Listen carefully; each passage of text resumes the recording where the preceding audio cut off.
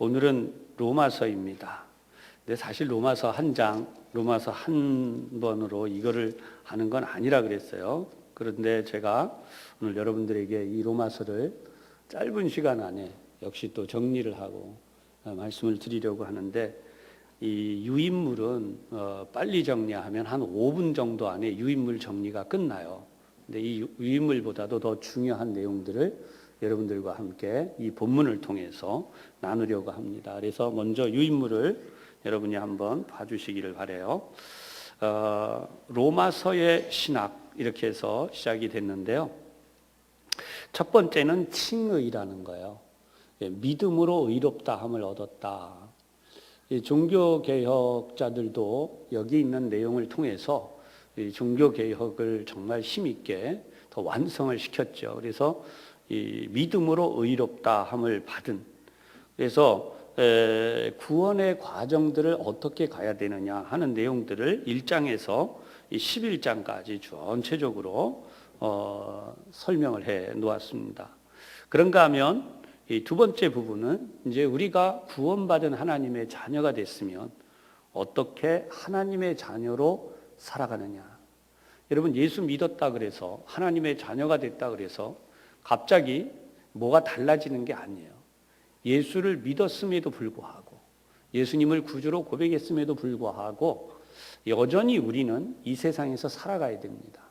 어떻게 이 세상의 삶을 끝까지 감당해야 되느냐, 그것이 이제 로마서의 신학이다. 그래서 여러분들에게 이 내용을 정리하고요.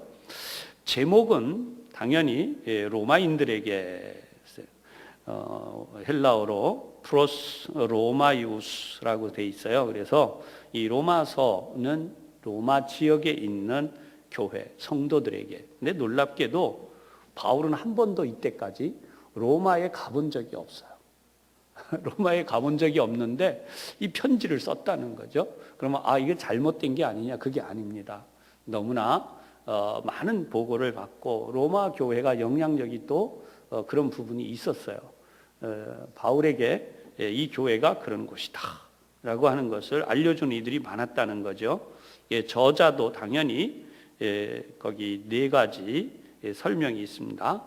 바울의 작품이라 1장 1절에 이 바울에 대한 이야기가 나오고, 핵심 교리가 역시 바울의 이론이죠. 고린도서까지, 갈라디아서, 에베소서, 골로새서, 디도서까지 나와 있는 바로 하나님의 칭의, 의롭다 하심을 입은 자에 대한 내용이 같다는 거예요. 그 다음에 서신서의 모든 끝이라 그렇듯이 이 바울의 인사가 동일하게 들어가 있고, 그 다음에 끝으로 교부들이 초대교회의 교부들이라고도 하는데 일반적으로 그 당시에 가장 영향력이 있는 지도자들이었죠. 그런 분들이 전부 다 바울이 쓴 글이다라고 했다는 거예요. 어디에서 기록했을까? 지난 시간에도 말씀을 드렸지만 어디서 기록했는가 하는 것이 바로 이 영향력이 크다 그랬어요. 그래서 3차 선교 여행 중에 고린도에서 기록한 것으로 보인다. 근데 여기에는 긴박성이 있기는 있어요. 하지만 가장 중요한 것은 교리적으로 거의 완벽에 가까운 글을 써놨다는 거예요. 그래서 이보다 더 대단한 글이 없어요. 잠시 후에 이 부분도 설명을 다시 한번 하겠습니다. 기록 시기는 언제인가? 3차 선교여행을 시작해서 이 기간 동안 이제 주후 한 58년경 이렇게 쓰지 않았는가, 이렇게 예상을 하고 있는데요. 구체적으로 어디라고 정하기는 어려워요. 그래서 자세하게 지역을 거쳐왔던 이 내용들을 보면서 여러분들에게 설명을 합니다. 이건 왜냐하면 이런 기간들을 거쳐가는 동안에 바울은 로마 교회에 대한 많은 소식을 접했고요. 그런가 하면 실제로 그 로마 교회 때문에 생기고 있는 영향력이 있었어요. 그런 부분들을 또 많이 생각을 했다는 것입니다. 그 다음에 로마서에 나타난 하나님의 섭리, 여기 유대 출신의 그리스도인들이 로마를 찾아갔어요. 그러다 보니까 어떤 일이 나느냐, 로마에는 유대인들이 자연스럽게 교회 안에 많아지기 시작했어요. 교회 분위기가 율법주의로 흘러가고 있었다는 거예요. 그래서 교회 안에 들어온 이방인들은 기독교하고 무관하게 그들 나름대로 활동도 했지만 로마 안에 갔던 이 유대인들, 유대 정통주의자들은 또 무슨 일을 했느냐? 이런 일을 했어요. 할례를 받아야 돼. 당신들이 할례를 안 받으면 가짜 그리스도인들이야. 그러면서 율법주의를 막 일으킵니다. 그런가 하면 그 이방 사회에서 건너왔던 사람들은 또 자기들 마음대로 교회를 재해석해요. 여러분 지금도 우리나라도 복잡하잖아요. 교회를 보면 뭐 지금은 조금 많이 달라졌지만 예를 들어서 제가 이제 신학 다닐 때만 해도 민중신학이라고 하는 민중신학 공부를 한 사람들은요 엄청나게 민중신학 이야기, 남미의 어떤 그런 저항주의 신학의 영향을 받은 분들은 바로 그런 거예요. 그런가 하면 이 정치에 관련되어진 신학을 했던 이들은 계속 이 정치와 시국에 대한 얘기들을, 또 순수한 기독교 복음을 받아들인 분들은 계속해서 이런 모든 것들로부터 벗어나는 순수한 이 복음에 대한 이야기들만 했어요. 그런데 지금은 어떻게 됐는가? 이런 것들이 막 혼합이 되어지다가 조금 이따 설명하겠습니다만 지금은 어떻게 보면 너무나 혼란이 극에 가서 이 종잡을 수 없는 신학이 생기고 있어요. 이 뭐가 옳은 거냐? 이제 혼돈스럽죠.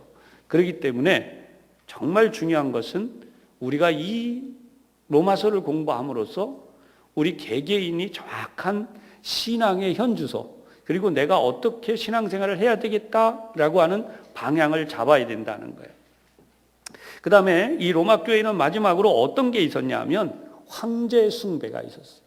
하나님이 마치 황제가 하나님인 것처럼 그렇게 신격화되어지는, 어쨌든 이러한 이들에게 바른 구원관, 바른 신앙을 가르치는 것이 목적이었다. 여러분들이 이 사실을 생각하시면서 이제 우리 강의 내용은 로마서 내용 구성하고 이렇게 돼 있는데요. 여러분들이 이 내용들을 이렇게 참고해 보시면서 지금부터 제가 조금 더 부연 설명하는 내용들이 여러분들의 마음속에서 어떤 좋은 결단이 되기를 바라고요. 로마서에 대해서는요, 신학자들도 굉장히 많이 저술을 하고 목사님들도 로마서에 대한 설교를 진짜 많이 하시고, 아마 여러분들이 인터넷에 검색을 로마서 하고 딱 쳐서 검색을 해보시면 목사님 설교들이 엄청나게 많아요. 유명한 은퇴한 목사님들을 뿐 아니라 지금 현역 목사님들도, 그런가 하면 학자들도 과거로부터 대단히 많은 이들이 로마서에 대한 이야기를 했어요.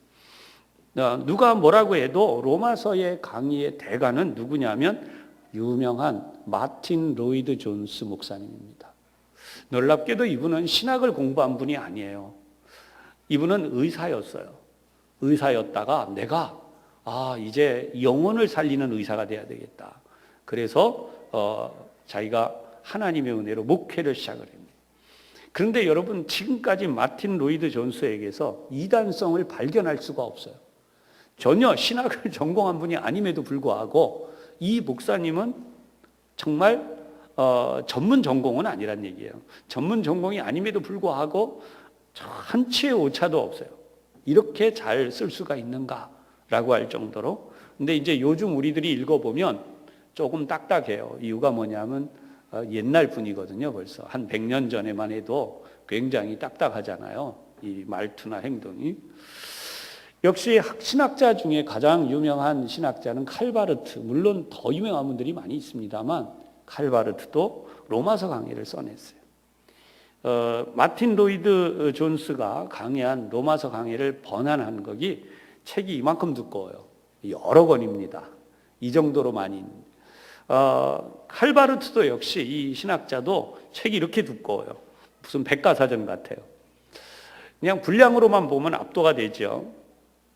그런가 하면 다시 또 신학자 가운데 존 스토트라고 하는 유명한 분이 있습니다. 이분도 역시 로마서 강해를 써냈어요. 근데 여러분, 교회 밖에서 가장 인기 있는 로마서 강해가 있습니다. 우리 교회 안에 강해서 말고 세상에서 가장 인기 있는 로마서 강해. 그게 누구냐면 바로 제가 너무나 안타까워하는 사람이죠.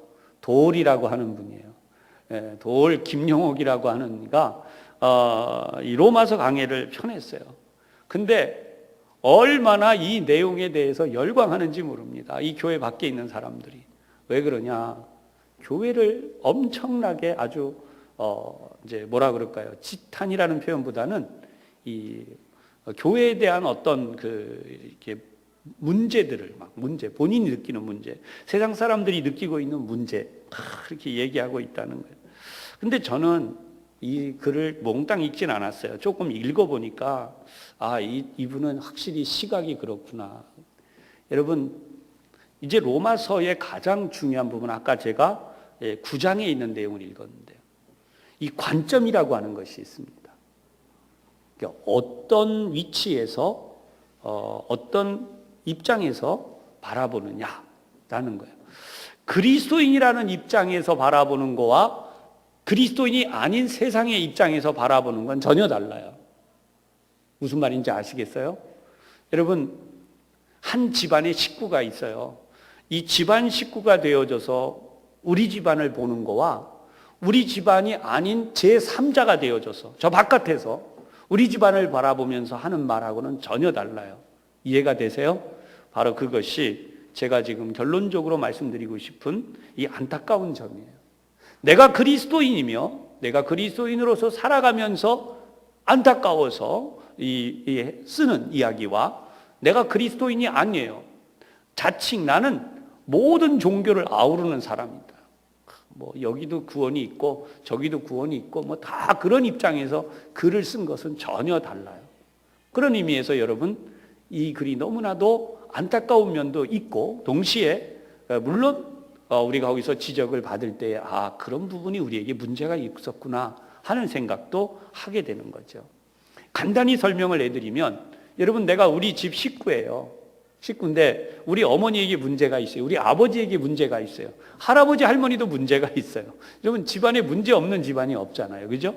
그리고 우리 모두 문제가 있는데 내가 이 집안 식구면 어떤 마음으로 이 문제들을 보게 되느냐? 사랑하는 마음, 안타까운 마음, 그리고 이것을 어떻게 감싸 안고 해결할까라는 마음이 있는 것이 정상이에요. 이해되시죠? 그러니까 사랑하는 마음으로 바라보면서 이 부분을 이해하고 받아들이려고 하는 것과 완전히 제3자, 사랑하지 않아요. 그냥 인간적 사랑은 있을 수 있죠. 인간 대 인간으로서, 인륜적으로, 도덕적으로. 그냥 그런 입장에서 바라보면서 그 집안의 아버지, 어머니, 할머니, 할아버지, 그 집안 식구들의 문제를 낱낱이 지적해가면 어떻게 달라질 수 있겠어요? 전혀 다른 얘기가 되는 거예요. 우리 사회가 어려운 것이 뭐냐면 남의 입장을 이해하지 않고 그냥 보편적인 입장을 이해하면서 이야기하는 거죠. 특수한 상황을 이해하지 않으려고 하는. 그러니까 그런 부분들도 마찬가지입니다. 예수님을 통한 구원이라고 하는 로마서는 바로 그것이에요. 예수님을 통해서 이 세상의 모든 인간을 하나님이 구원하고자 하셨다. 가장 중요한 그 핵심, 그 위치에서 복음을 재해석하고 모든 나라, 모든 백성들에게 그 복음이 어떻게 전달되어야 되는지, 그리고 하나님은 예수님을 통하여 이 세상 나라에 어떤 일을 이루시는지, 하나님의 백성들은 어떻게 예수를 믿으며 하나님의 백성으로서의 국가관, 사회관, 이런 모든 것들을 이루어가야 하는지, 그것이 바로 로마서의 중요한 내용들이에요. 그런데 이런 내용들을 빼고 만약에 보편적인, 우리가 흔히 이야기하는 포스트 모던이라고 그러죠. 지금 다원주의의 모든 입장을 포용하고, 그리고 다원주의의 모든 입장을 가진 그런 다양한 종교의 관점에서 성경을 이해하고 바라보면요, 그때부터 어떻게 되는 거예요? 그게 바로 이단 중에 이단이 되는 거예요. 거긴 구원이 없어요. 생각해 보세요. 예수님만이 유일한 구원자이십니다. 하나님께서 예수님을 통하여 이 세상을 구원하고자 하십니다. 이 가장 중요한 핵심을 빼놓는 순간에 여러분, 우리에게는 아무런 하나님의 은혜가 없어요. 우리에게는 아무런 사단의 권세와의 싸울 수 있는 힘이 없어요. 그런 상황이 됐을 때에 여러분, 어떤 사단이, 어떤 악한 권세를 우리가 이길 수 있다는 말입니까? 착각하지 말아야 될 것이 있습니다. 그게 뭐냐 하면, 우리는 이 땅을 살고 있는 동안에 잠시 후면 이 육신을 벗어요. 그러면 우리가 흔히 말하는 그건 꿈이야 라고 말하는 게 있어요. 꿈의 세 종류가 있다 그랬어요. 첫 번째 꿈이 뭐예요? 하나님이 보여주시는 꿈, 이게 영몽이라 그랬어요. 두 번째 꿈이 뭐예요?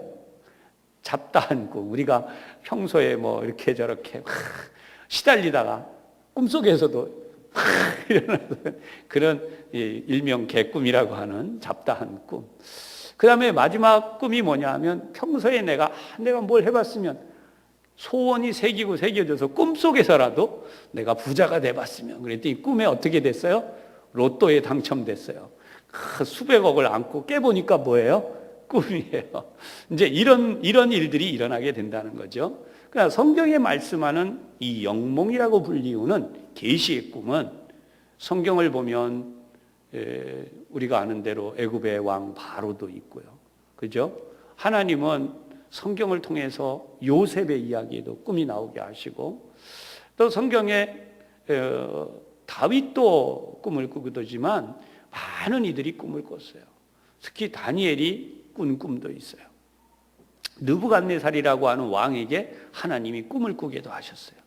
그러면 이게 어떤 내용인가? 바로 그것은 헛된 것이 아니라 이 세상의 삶이 끝나면 영적 세계라고 불리우는 진짜 하나님의 통치가 이루어지는 그 세계 속에서 그 일이 이 땅에 이루어지는, 그게 더 실제고 이 세상은 잠시 후면 없어진다는 거죠.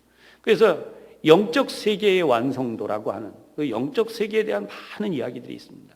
어쨌든 그런 세계로부터 하나님이 우리에게 계시하고 보여주시는 것인데, 그 세계로 우리가 가게 돼 있다. 저도 이 육신을 벗으면, 또 어떤 분도 육신을 벗으면, 이번 주에 지난번에 제가 부교육자 때 있었을 때처럼 그런 일이 있어서 갔었는데, 목사님 아무도 이 장례식에 이렇게 장례식을 어떻게 집례하거나 기도해 줄 분이 없습니다. 제가 가봤어요. 목사님이 한번 와주시면 좋겠다. 우리 교인 아니에요. 갔더니 이분은 세례를 받았던 분이에요, 이 고인은. 그런데 문제는 자녀들이 예수를 안 믿어요. 그러다 보니까 진짜 초라하게 장례식을 치르게 된 거예요.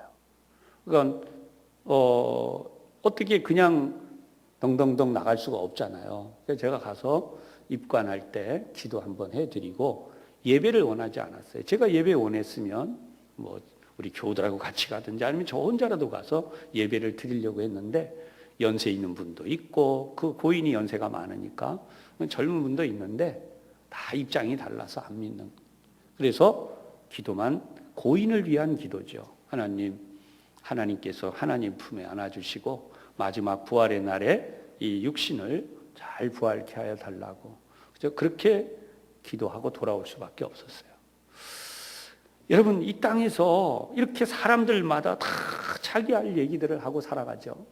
그러면 우리 아까 보았던 9장을 먼저, 로마서 9장에 있는 내용을 잠깐 보겠어요. 9장 19절 이렇게 나오죠. 네가 말하기를 하나님이 어찌하여 허물하시느냐, 누가 그 뜻을 대적하느냐, 이렇게.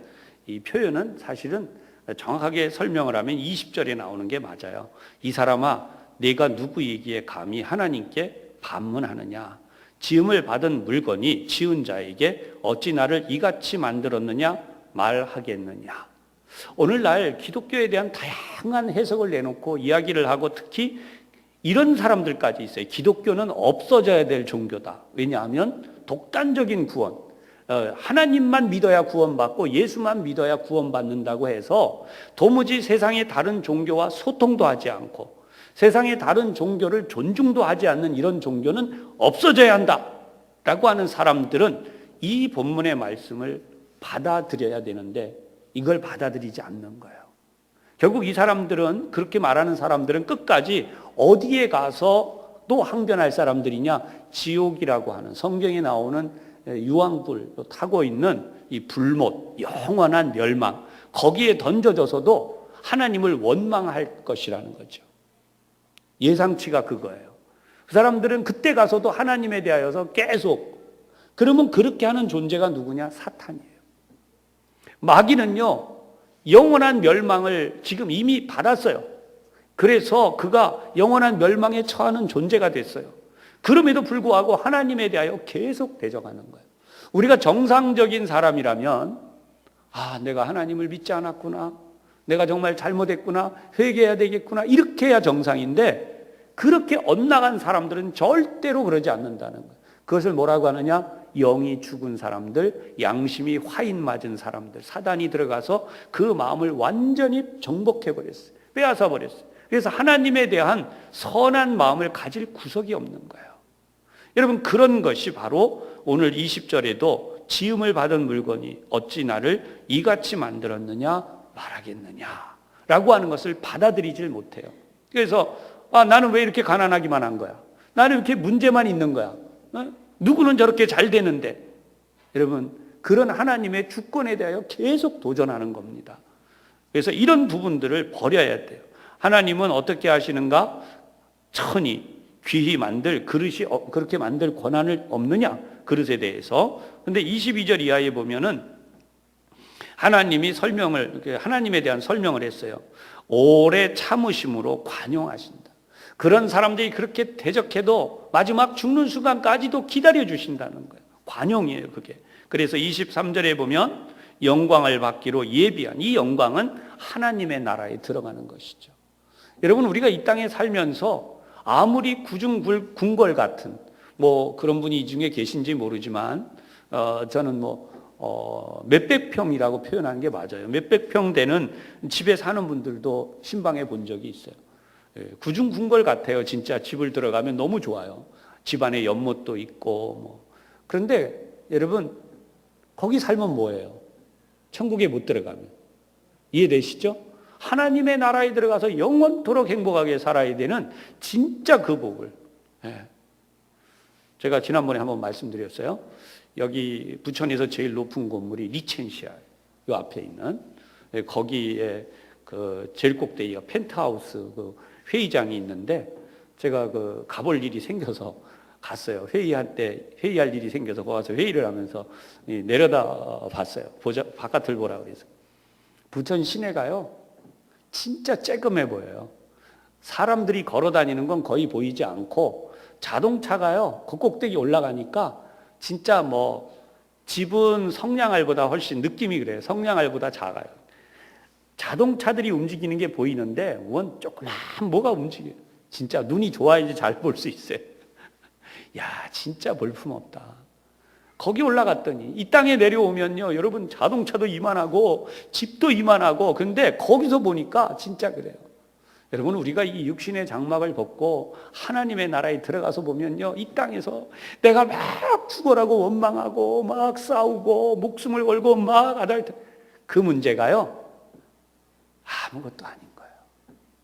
여러분, 그게 은혜 받으면, 이 땅에 사는 동안에도, 오늘도 여러분들이 예배 드리시면서 은혜 받으면요, 그 문제가 그렇게 아무렇지도 않게 해결이 돼요. 오늘 이 밤에 여러분들에게 그런 은혜가 있기를 주님의 이름으로 축원합니다. 하나님의 관점으로 세상을 바라보면요, 지금 난리는 아무것도 아니에요. 그래서 여러분, 하나님은 무조건 우리를 선택하셨다는 거예요. 이 사람이 잘생겼기 때문에, 그 사람이 능력이 있기 때문에, 그 사람이 정직하기 때문에. 그렇다고 또 오해하지 마세요. 정직하지 말란 얘기 아니에요. 별하별 사람을요, 하나님이 다 선택을 했어요. 감옥에 들어가가지고 정말 상상할 수 없는 죄를 지은 사람이 예수 믿고 구원받았다 그러니까, 이 교회 밖에 있는 어떤 단체에서 그런 사람을 구원시켰다는 기독교는 말이 되냐 막 이러는데, 여러분, 하나님은 세상에서 가장 극악무도한 자도 구원시킬 수 있음을 믿으시기 바랍니다. 그게 하나님의 위대한 승리예요. 이게 하나님의 관점과 세상의 관점이에요. 세상의 관점, 마귀의 관점은 죄를 지은 자를 아주 그만큼 혹독하게 값을 치르게 하는 거예요. 그것이 바로 세상의 정의예요. 이거 전에 한번 말씀드렸어요. 근데 하나님의 정의는 뭐냐면 바울을 대표적으로 설명해요. 바울이 뭐예요? 교회를 얼마나 핍박하고 교인들을 잡아다 감옥에 가두고 죽이고 예수님 대적하고. 그런데 하나님의 편에서 보면 어떻게 하는 게 진짜냐? 하나님의 편에서는 뭐예요? 바로 그런 사람을 완전히 바꿔갖고 하나님께 충성하고 하나님의 뜻을 이루는데 누구보다 앞장서는, 할렐루야. 이게 하나님의 완전한 승리예요. 적을 바꿔서 하나님을 위해 쓰게 만드신. 그래서 우리 모두가 구원받을 여지가 있는 거예요. 근데 뭐라고 얘기하죠? 인본주의, 사단의 관점을 하나님을 믿는다면서도 사단의 관점을 가지고 있으면 어떻게 되는가? 성경에 그런 인물들이 있습니다. 신약교회에도. 그래서 바울을 딱 보면 우리 부모를 죽인 자, 우리 형제들을 감옥에 가두고 저런 자, 어떻게 저런 사람이 복음을 전할 수 있어? 저런 사람은 복음을 전할 자격도 없을 뿐 아니라 처절하게 처단해야 돼. 그래서 교회에 정의를 세워야 돼. 맞아요, 틀려요? 내 문제 아니니까 맞는다고 하실 수 있어요. 여러분의 부모, 형제들이, 여러분의 자녀들이 그 손에 죽임을 당했는데 그런 사람이 여기 와서 설교를 한다고 보세요. 앉아 계시겠습니까? 속에서 불이 나죠. 저 사람이 내 아들을, 내 딸을, 또 우리 부모님을 그렇게 처절하게 고문하고 죽인 사람인데 벌떡 일어나서 나가게 돼. 그거 당연한 거 아니에요? 그래요, 안 그래요? 제가 쓸데없는 얘기 하나요? 당연한 거예요. 여러분 설교 들으시다가 제가 설교하는데 혹시라도 이 마음에 부딪힘이 있으면 여러분 어떤 마음이 생겨요? 아유, 목사님 왜 저런 설교를? 그런 분도 있을 수 있어요. 그죠? 예. 근데 실제로 그런 사람이 와서 설교해 보세요. 무슨 일 나나? 그것이 바로 하나님의 뜻이다. 하나님의 뜻. 할렐루야.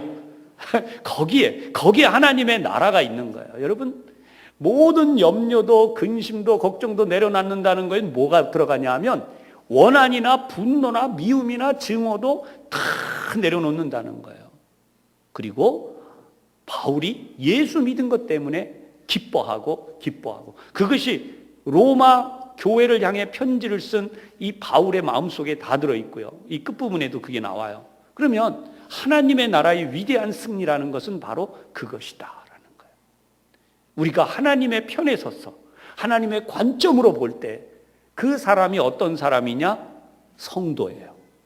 아멘. 예. 하나님의 편에 서서 하나님의 관점으로 보지 않고 있으면 여러분 나를 의심해야 돼요. 그 사람에게는 기쁨이 없어요. 이 세상을 살아도. 이해되세요? 이해 안 하셔도 돼요. 왜냐하면 조금 다시 설명할 거니까. 하나님의 관점에서 보면요, 저 사람이 내 아들을 죽인 사람이라도 그냥 너무 아프죠, 속이 막. 그러나 여러분, 저 사람이 하나님을 믿은 것으로 인해서 너무너무 행복하고 기뻐하는 거예요. 그 사람이 할 수 있지 않아요. 근데 그런 일을 한 분이 있어요. 누굴까요? 우리나라 사람 중에 유명한 손양원 목사님이죠. 자기 아들을 죽인 공산당 당원. 그런데 그 공산당원을 자기 아들로 다시 만든. 야, 이게 어떻게 가능하냐? 바로 조금 전에 말씀드린 하나님의 관점. 나는 하나님의 백성으로 사니까 그게 가능한 거예요. 그게 진짜 완전한 승리예요. 잡아다 그냥 막 처절하게 응징한다고 그냥 악을 악으로 갚는 거죠. 악을 악으로. 예, 그건 하나님 뜻이 아니에요. 악을 선으로 갚는 거예요. 할렐루야. 그래서 우리가 이 부분을 잘 알아야 돼요. 이제 제 설교가 아니라 고인이 되신 옥하는 목사님이 하신 설교입니다. 그것이 바로 13장에 나타나는 내용을 가지고 제가 여러분들과 잠시 한번 이 은혜를 나누겠는데요. 위에 있는 권세들에게 복종하라. 여러분, 이게 너무나 힘든 이야기죠. 사실요, 이 로마서의 이 시대에는 로마 황제가 유대인들을 또 주변의 나라들을 엄청나게 압제한, 요즘으로 말하면 식민지화한 거예요. 군대들을 보내서 억압하고 그 다음에 세금을 어마어마하게 걷어들이고 노동력을 착취해가고 이런. 알고 보면 여러분 이 글을 어떻게 쓸 수 있겠습니까? 로마 교회 성도들에게 할 수만 있으면 뭐예요? 레지스탕스 저항을 해가지고 뭘 해요? 독립을 해야 될 거 아니에요.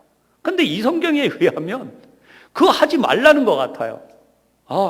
위에 있는 권세들에게 굴복하라. 오카는 목사님이 이 부분을 많이 설교하셨어요. 근데 이 내용이 있습니다. 제가 그 부분을 소개할게요.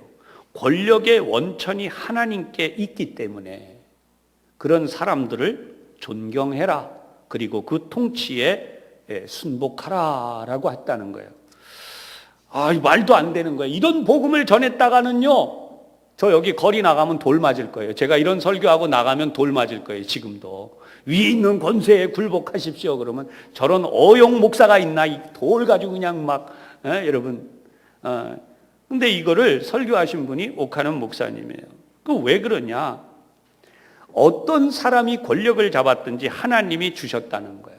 그 사람이 좋은 지도자든 나쁜 지도자든 그건 우리의 평가라는 거예요. 별로 아멘이 아니신 것 같아요. 예. 좋은 지도자든 나쁜 지도자든 그건 우리의 평가일 뿐이지 하나님의 편에서는 아니다라는 거예요. 그거를 평가할 분은 하나님 뿐이시다. 이쯤에서 할렐루야. 네, 할렐루야입니다. 여러분 받아들이셔야 돼요. 근데 여기 지금 보면 지도자 중에는 무능한 지도자도 있고 포악한 지도자도 있고 부패한 지도자도 있고 다양한 지도자들이 있어요. 근데 그들에게 어떻게 하라 그러냐? 그들을 존중하고 그들에게 순복하라. 그게 어떻게 가능하냐? 여러분, 성경에 오늘 나와 있는 굉장히 중요한 사실이 있어요. 그게 뭐냐? 3절에 보세요. 다스리는 자들은 선한 일에 대하여 두려움이 되지 않고 악한 일에 대하여 되나니 내가 권세를 두려워하지 아니하려느냐? 선을 행하라. 그리하면 그에게 칭찬을 받으리라. 세계의 독재자든 악한 사람이든 아무리 나쁜 사람이든 지도자들이 있는데 여러분 이웃을 돕고 사랑하고 국법을 잘 지키면 누구도 그 사람을 나쁘게 하지 않아요. 나쁘다 하지 않아요. 그 사람에게 표창장도 주고 잘해줍니다. 뭐 독재자 아니라 세상 없는 누구라도. 여러분 그게 하나님의 뜻이라는 거예요. 그래서 2절에 그를 거스리는 것은 하나님의 명을 거스르는 것이다. 왜? 권세는 하나님이 주셨으니까. 여러분 중에 이 순간에 귀가 닫히는 분이 있을까요? 마음이 닫히는 분이 있을 수 있어요. 무슨 말 같지도 않은. 그분은 하나님의 말씀을 닫는 거예요. 하나님의 말씀을 거부하는 거예요. 그러면 하나님은 그분에게 이렇게 하실 수 있어요. 그래, 나는 네가 불의하다. 내가 볼 때 네가 불의하다. 그러니까 나는 내 아들 예수의 보혈의 공로를 너에게서 거두겠다. 너는 천국 오지 마. 그러실 수 있어요. 그렇다는 게 아니에요. 그러실 수 있어요. 하나님은 그러실 수 있어요. 앞에 그릇을 만드신, 그죠? 천이 쓸 그릇, 귀하게 쓸 것을 만든 분이 나를 구원하실 수도 있고 안 하실 수도 있어요. 예. 이건 기독교 구원의 교리를 제가 거슬러서 얘기하는 게 아닙니다. 믿음으로 구원받기 때문에 그렇습니다. 그 사람들은 이미 믿음에서 떠나는 행위를 하고 있는 거예요. 하나님을 믿는 믿음에서 떠나는 행위를 하는 거예요. 그래서 우리가 분명히 알아야 될 것은 예수님이 이 오카는 목사님 설교 제가 계속 소개합니다. 예수님이 요한복음 19장 11절에서 한 말씀이 있어요. 위에서 주지 아니하셨더라면 나를 해할 권세가 없었으리라. 그러니까 빌라도 앞에 딱 섰을 때 예수님이 어떻게 했어야 돼요? 예수님이 언변으로도 빌라도를 변화시킬 수 있었어요. 근데 예수님은 그렇게 하지 않고 묵묵히 십자가에 달려 죽으시는데 그게 하나님 뜻이기 때문에. 그래서 내가 너를 놓을 권세도 있고 너를 십자가에 못 박을 권세도 있다는 걸 네가 모르냐? 예수님께 그렇게 빌라도가 이야기할 때 위에서 주지 아니하셨다면 나를 해할 권세가 없으리라. 이것이 바로 예수님의 유명한 말씀이에요. 그래서 통치자를 향해서 우리가 어떤 태도를 가져야 하느냐? 이제 이건 제 얘기가 아니에요. 소개합니다. 민주화라는 미명 아래 권위를 경멸하는 풍조가 만연하고 있는 사실에 대해 저는 탄식합니다. 심지어 예수를 믿는 사람들조차도 대통령이 마음에 드니 안 드니, 정치가 마음에 드니 안 드니 하면서 국가 권력이 아무것도 아닌 것처럼 조소하고 조롱하고 가십과 풍작거리로 이용하는 것을 봅니다. 이것은 성경적이 아닙니다. 여러분, 통치자를 우습게 보니까, 통치자의 권위를 존중하지 못하니까 그것이 나중에 어디까지 미칩니까? 젊은 아이들이 부모의 권위를 인정하지 않는, 스승의 권위를 인정하지 않는, 이 세상에서 깨끗하게 살겠다고 하는 사람들, 이 땅의 권위가 다 어디로 갔나요? 누가 그렇게 만들었나요? 우리의 태도가 그렇게 만든 것입니다. 이해되세요? 자, 여기서 이분의 설교의 다른 부분을 제가 다 빼고요. 다 빼고 이제 그냥 간단하게 정리를 한번 해보겠습니다. 이 설교는 우리가 어떤 정권들이 있었을 때 막 민주화 얘기가 나왔을 때 하신 설교예요. 그러면 지금 민주화가 됐어요. 여러분, 지금 우리 대통령 민주화의 꽃을 이룬 대통령이라 그래요. 저는 그렇게 믿어요. 여러분들 어떻습니까?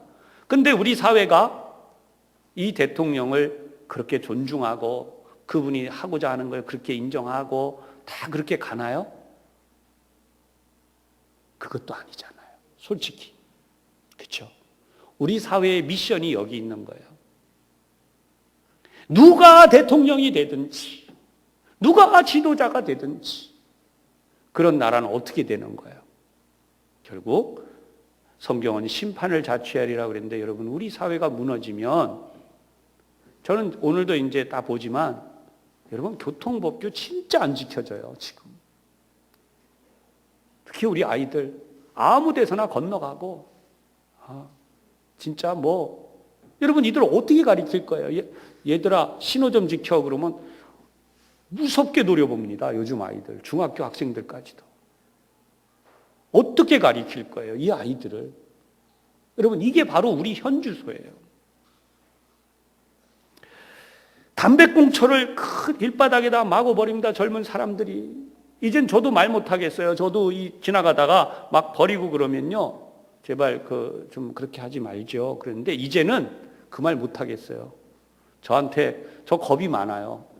저한테 돌아서면서 주먹으로 그냥, 이 뒤에 아무도 없잖아요. 막 줄줄이 담배 피고 서 있는데 그냥 한 대 때리면 그냥 맞고 쓰러져가지고 실려가면 오늘 설교 못해요. 빈미도 좋지만 침을 뱉어가면서 정말 구역질나게. 여러분, 병원 신방 갔다 나올 때, 병원도 그러지만 장례식장 갔다 나올 때, 여러분, 그 장례식장 염하는 자리 들어가면요, 냄새가, 그 시체 저기 한 냄새, 그게 얼마나 힘든지 아세요? 저도 숨을 멈추고 안 쉬어보려고 거기서 염하는데 그 앞에 이렇게 막 씌워놓은 상태에서, 그리고 밖에 막 나와서 숨 좀 쉬려고 하는데 앞에서 담배를 확 이러고 있어 보세요. 정말 문숨을 쉬어야 돼요. 사랑하는 여러분, 지금 문제는요, 지하철 환기구마다 담배꽁초가 어마어마하게 쌓여 있어요. 지하철에 공기가 들어가게 하려고, 나쁜 공기 빼내려고 하는 환기구에 어마어마한 담배꽁초가 있어요. 담배 피우면 거기다 던져놔요. 이게 생각이 있어요, 없어요? 대학을 나온 사람들, 박사학위를 단 사람들, 직장을 멀쩡히 다니는 사람들 탁탁탁 쳐가지고 막 댓글은 어마어마하게 올리는 그런 사람들이 피고 거기다 버립니다. 저는 어제만 해도 젊은 처녀들이 요 동네입니다. 버젓이 담배 피고 서 있는 광경을 봤어요. 제가 담배 피는 걸 욕하려고 하는 게 아니에요. 여러분, 이제는 얘기가 끝나요. 도덕적인 모든 부분이 다 무너졌어요. 내 마음대로 하는데 누가 무슨 상관이냐. 인권. 사랑하는 여러분, 인권이 존재한다면 그 인권이 존재하기 위한 법이 세워져야 돼요. 우리가 인간답게 살아가기 위한 법이 세워져야 돼요. 근데 우리가 인간다운 법을 스스로 무너뜨리는데 어떻게 무너뜨려요? 다시 한자 용어 중에 군웅할거라는 말이 있죠. 패거리를 지면 그 사람들이, 그 집단이 옳은 거죠. 우리 사회가 지금 뭔가 잘못돼 가요. 그리고 아까도 방금 말씀드렸지만 젊은 사람 담배 피면서 이런 사람 아무리 봐도 얘는 중학생 아니면 고등학생인데 얘한테 다 한마디 했다가는 난리가 날 것 같은 그런 아이들이 몰려 서 있는, 꽤 여러 해가 벌써 됐죠. 어르신이 중학생 아이에게 한마디 책망을 했다가 이 아이가 끝까지 쫓아가서 지하철 계단에서 이 어르신을 밀어서 굴러떨어서 이분이 돌아가셨어요. 근데 이 아이가 미성년자예요. 법에 그렇게 큰 처벌을 안 받아요. 우리 사회가 지금 그렇게 돼 있는 거죠. 이걸 탄식한다면, 여러분, 이 나라가 무너지면 북한을 대고 우리가 이 나라가 정말 단결해서 이 나라를 지켜야 되겠다. 그 전에 누가 어떤 분이 한 말처럼 우리가 먼저 무너지게 생겼어요. 그리스도인들이 뭐 하는 사람들입니까? 그리스도인들은 이 세상에 속한 자들이 아니에요. 그게 로마서의 핵심이에요. 이 세상에 속한 자가 아니라 하나님의 나라에 속한 자예요. 할렐루야. 그렇기 때문에 어떤 나라가 세워졌는지, 어떤 왕국이 세워지든지 관계없이 그 나라와 그 왕국 안에 그리스도인들이 늘어간다고 하는 것은 뭐냐? 하나님의 백성들로 살면서 그 시대적 지도자들과 싸울 게 아니라 그 지도자의 배후에 있는 어둠의 세력, 사단의 권세와 싸울, 우리 모두를 무너뜨려서 예수를 믿지 못하게 만드는 사단의 권세를 물리치면서 하나님을 잘 믿는 자들이 되어서, 여러분, 어떤 지도자들, 어떤 왕국, 어떤 나라도 예수 믿는 사람들을 환영할 수 있어야 돼요. 할렐루야. 여러분, 이 정권은 옳고 저 정권은 옳지 않다라고 할 때 그 기독교가 바로 타락한 기독교예요. 정치화된 종교. 종교개혁 500주년을 맞이하면서 우리 수많은 이야기를 하는데요. 기독교는 민주화를 시키는 종교가 아닙니다.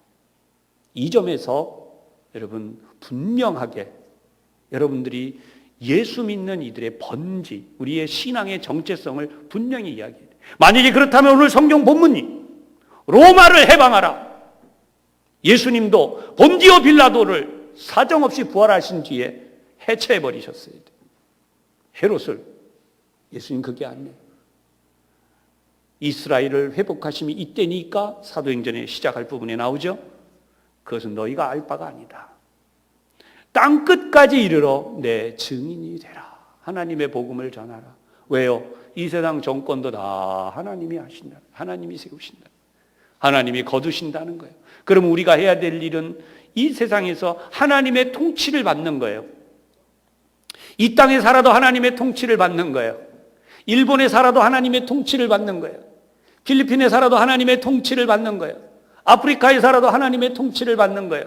그렇기 때문에 하나님의 통치를 받는 자답게 살아가면서 그 나라, 그 백성들에게 선한 영향력을 끼침으로 하나님을 믿고자 하는 마음이 일어나게 하고 하나님의 복음을 전해서 하나님의 백성, 천국의 백성으로 살아가게 하는 거예요. 그것이 바로 하나님의 나라가 이 땅에 이루어지는 것이죠. 말로 하나님의 나라가 이 땅에 그 수없이 외쳐봐야 소용없어요. 내가 하나님의 나라 백성으로 살지 않으면. 그리고 마침내 내가 하나님의 나라의 백성으로 산다는 것은 세상의 어떤 이념이나 어떤 것에도 시달리지 아니하고 오직 하나님의 계명, 하나님의 계명은 이 세상의 법보다도 훨씬 더 많은 내용을 포함하고 있어요. 하나님의 말씀대로만 살면 그 사람을 나쁘다고 할 지도자도 어떤 왕국도 어떤 제도도 없어요. 한 가지만 빼고 예수 그리스도만이 나의 구세주이십니다. 이 한 가지만 빼고는 거기에서만 순교가 이루어져야 돼요. 도둑질하고 사기치다가 감옥에 들어가고 그것 때문에 죽었다. 그건 순교 아니에요. 순교는 딱 하나예요. 예수 믿으려고 했기 때문에 그래서 죽는 거예요. 그게 순교예요. 그 외에는 어떤 경우로도 나라의 법을 대적해서는 안 됩니다. 지도자의 권위를 무너뜨려서는 안 돼요. 여러분, 그것이 바로 로마서의 핵심이고 마침내 그 사람을 하나님은 너는 나의 백성이다 라고 해서 하나님의 나라에서 영원토록 살아가는 그 자격을 가지고 그러한 믿음으로 살아가는 사람 하나님이 만들고자 하시기 때문에 바로 로마의 중심부에 황제가 있는 바로 그 중심 도시에 있는 교회를 향하여 사도 바울이 이 편지를 썼다는 것입니다. 오늘도 여러분의 통치가 누구에게로부터 옵니까? 하나님께로부터. 그 하나님이 여러분들에게 복을 내리시고, 그 하나님이 여러분들에게 건강도 주시고, 그 하나님이 여러분들에게 자녀들에게 잘 되는 복도 주시는, 내가 어떤 선택이 아니라 하나님의 뜻을 온전히 따라갈 때 이 역사가 이루어진 하나님이 주시는 귀한 복을 다 받으시기를 주님의 이름으로 축복합니다. 기도하겠습니다. 국세를 받을 자에게 국세를 주고 공세를 받을 자에게 공세를 바치고, 하나님께서 하시려는 바로 이 말씀, 오늘 우리가 인간적으로 누가 어떻다 저렇다 말을 할 것이 아니라 하나님의 거룩한 뜻을 잘 지킴으로 오늘도 우리에게 주시는 하나님의 은혜와 복을 받는 저희들의 삶이 되게 하여 주옵소서. 오늘 우리의 믿음이 새로워지고 하나님이 나를 통치하시기에 오직 예수 믿음으로 우리가 하나님의 자녀로 사는데 온전하게 성령 하나님께서 인도하여 주옵소서. 예수님 이름으로 기도하옵나이다. 아멘.